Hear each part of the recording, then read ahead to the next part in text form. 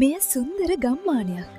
ගස්, ගංගා, පක්ෂීන් සහ දරුවන්ගේ සිනාමුසු සද්දවලින් පිරිපුන් ස්ථානයක්. දරුවන්ට පෙනුනා ගස් ගොඩාක් කපලා දාලා, ගගට කුණු දාලා පරිසරය දුක් වෙනවා. මේ ගස් නැති වුණොත් අපිට හුස්ම ගන්නත් අමාරුයි. අපි මේවා අපේ පණ වගේ රැකගන්න ඕනේ. ඒක අපේ වගකීමක්. දරුවන් එකට එකතු වෙලා ගඟ පිරිසිදු කරලා ගස් අලුපෙන් හිටවලා ගමට නැවත ලස්සනක් අරගෙන ආවා. කුණාටු දවසකදී පවා ඔවුන් නතර වුණේ නැහැ.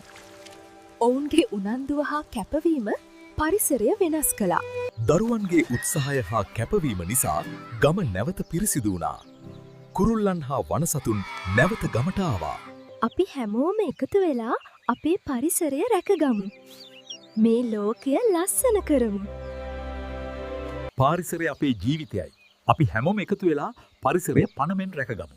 ස්තුතියි. දැනුමි පොඩ්ඩක්. තවත් වීඩියෝ එකකින් හමු වෙමු. මේ වගේ වීඩියෝ දිගටම බලන්න අපිත් එක්ක එකතු වෙලා ඉන්න.